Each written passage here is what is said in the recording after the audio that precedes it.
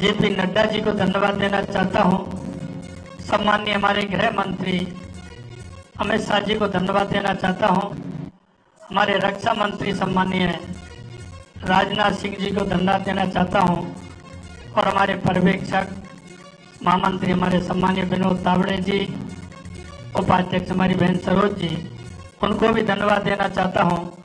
और जिन्होंने नाम का प्रस्ताव किया, हमारी पार्टी की राष्ट्रीय उपाध्यक्ष और पूर्व मुख्यमंत्री माननीय वसुंधरा राजे जी का भी धन्यवाद देता हूं और माननीय प्रदेश अध्यक्ष जी का भी मैं तहे दिल से बहुत बहुत धन्यवाद देना चाहता हूं। हमारे प्रभारी माननीय अरुण सिंह जी का मैं बहुत बहुत धन्यवाद देना चाहता हूं।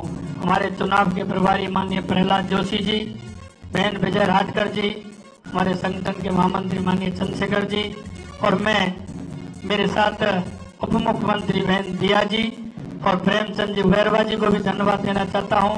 और स्पीकर के रूप में जिनका लंबा अनुभव है ऐसे वासुदेव जी देवनानी जी का भी मैं बहुत बहुत धन्यवाद देना चाहता हूं।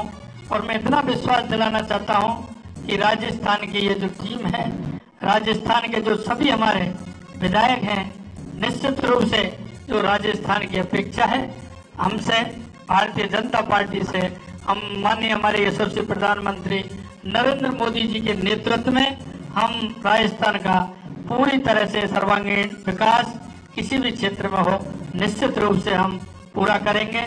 ये मैं आप सभी को विश्वास दिलाता हूँ। आप सभी को बहुत बहुत धन्यवाद। तो भरोसा दे रहे हैं राजस्थान के अगले मुख्यमंत्री सीपी जोशी, क्या कुछ कह रहे हैं बीजेपी के प्रदेश अध्यक्ष, सुनिए जरा। प्रदेश महामंत्री के रूप में पूरे प्रदेश में संगठन के व्याप को बढ़ाने के लिए इन्होंने काम किया है और आज मुख्यमंत्री के और विधायक दल के नेता के रूप में श्री भजनलाल जी शर्मा का नाम नामित हुआ है। उप मुख्यमंत्री के रूप में आदरणीय दिया जी जो प्रदेश की महामंत्री के रूप में लगातार संगठन के व्याप को बढ़ाने के लिए और सांसद के रूप में बहुत सक्रियता से काम कर रही हैं। प्रेमचंद देरवा जी जो लगातार दलित हितों की रक्षा के लिए और उस क्षेत्र के विकास के लिए हमेशा से काम कर रहे हैं। आदरणीय वासुदेव देवना जी जो बहुत ही वरिष्ठ नेता है हमारे और लगातार उस क्षेत्र से विजयश्री प्राप्त करते हैं। ये विधानसभा के अध्यक्ष के रूप में पूरे सदन का मार्गदर्शन करेंगे। मैं पुनः श्री भजनलाल शर्मा जी को, वासुदेव देवनानी जी को, आदरणीय दिया जी को, प्रेमचंद देरवा जी को, पूरे राजस्थान की इकाई की ओर से बहुत बहुत बधाई और शुभकामना देता हूँ। महिमा सिंह, नए मुख्यमंत्री के सामने चुनौतियां क्या हैं वो हम समझने की कोशिश कर रहे थे। इनके सर ने बताया कि डिलीवरी मैकेनिज्म को बेहतर करना बड़ी चुनौती होगी। अपोजिशन का जो काम है सलाह देना, आपको लगता है कि लॉ एंड ऑर्डर को सुधारना भी बड़ी चुनौती होगी? उदयपुर हत्याकांड, गोगामेड़ी हत्याकांड, रेप कैपिटल राजस्थान, एनसीआरबी के आंकड़ों के मुताबिक कैसे इस पूरी तस्वीर को सुधारेंगे नए मुख्यमंत्री? एनसीआरबी के आंकड़ों ने तो भाजपा का कच्चा चिट्ठा पूरे देश के अभिषेक के सामने अभी खुल के रख ही दिया है।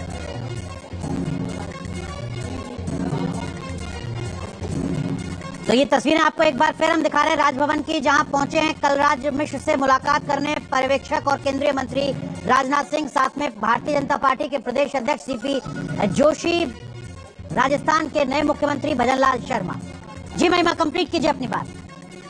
आदिवासियों और दलितों के ऊपर 44 से 45% प्रताड़नाएं बढ़ी हैं पिछले 9 वर्ष के अंतर्गत, और अभी पिछले वर्ष का जो डेटा है वो बड़ा चौंकाने वाला है। और भाजपा शासित प्रदेशों में, उत्तर प्रदेश के अंदर आपने देखा होगा हत्याएं कितनी ऊपर गई। तो भाजपा को तो केंद्रीय स्तर पर भी ये जो डबल इंजन में बढ़ रहा है ना ये सब डेटा, इसको नियंत्रित करने की आवश्यकता है। ठीक है, लेकिन अभी थोड़ी देर पहले आप आरबीआई के डेटा की बात कर रहे थे अनुराग जी, उसके ऊपर मैं टिप्पणी करना चाह रही थी, हाथ उठा रही थी। क्या आरबीआई के डेटा की बात आप कर रहे थे जिसमें गैप, जो कर्ज लेने और रेवेन्यू जनरेशन के ऊपर जो गैप है, उसमें जो पहले 5 राज्य हैं उसमें से 3 राज्य भाजपा शासित हैं पहली बार, और अब तो ज्यादा हो गए भाजपा शासित उसमें से।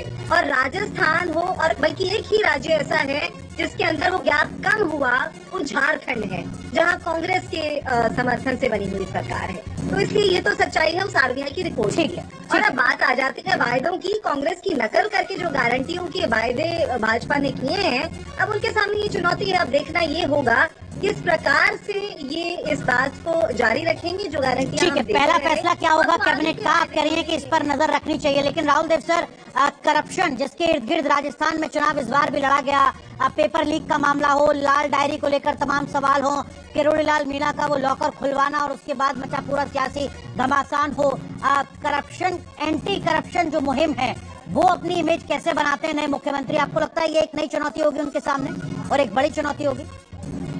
देखिए, चुनौतियां किसी भी नए मुख्यमंत्री के सामने कई तरह की होती हैं, तो इनके सामने मैं समझता हूँ पहली चुनौती होगी अपने घोषणा पत्र की सारी घोषणाओं और योजनाओं को पूरा करना जी। वो दूसरी बात उनकी चुनौती होगी, चूंकि वो नए हैं, युवा हैं और उनसे कहीं ज्यादा वरिष्ठ लोग विधायक दल में मौजूद हैं, पूर्व मुख्यमंत्री, पूर्व मुख्यमंत्री आदि लोग बैठे हैं, उनके साथ एक अच्छा सामंजस्य बिठाना ताकि कोई आपसी मतभेद और मनभेद के कारण उनके प्रशासन में कोई समस्या न हो। मुझे लगता है कि अब जो नया मॉडल उभरता हमें दिख रहा है तीनों राज्यों में बीजेपी का, उसमें कुल मिलाकर जो बड़े फैसले हैं वो सारे केंद्र से समन्वय और केंद्र के निर्देशों के हिसाब से होंगे। उन पर अमल करना, उनका सही कार्यान्वयन हो, उनकी डिलीवरी हो, ये मुख्यमंत्रियों का काम होगा। क्योंकि वरना इनका कोई, आप देखिए, किसी का प्रशासनिक अनुभव अपने आप में नहीं है, तो उनको प्रशासन भी सीखना होगा, जिसमें सलाहकारों की, नौकरशाहों की, ब्यूरोक्रेसी की ताकत बढ़ेगी मुझे लगता है। और अंततः जो बड़े फैसले होंगे, नीतियां बनेंगी और कार्यक्रम आएंगे, वो केंद्र से आएंगे, केंद्रीय नेतृत्व से आएंगे और एक नया मॉडल हम देखेंगे। विकास चंद्रा, क्या ये मैसेज दिया जा चुका है कि जो सांसद चुनाव जीत चुके हैं विधानसभा का, राजवर्धन सिंह राठौर, बाबा बालकनाथ, किरोड़ीलाल मीणा, इनको मंत्रिमंडल में जगह दी जाएगी, सम्मानजनक जगह दी जाएगी?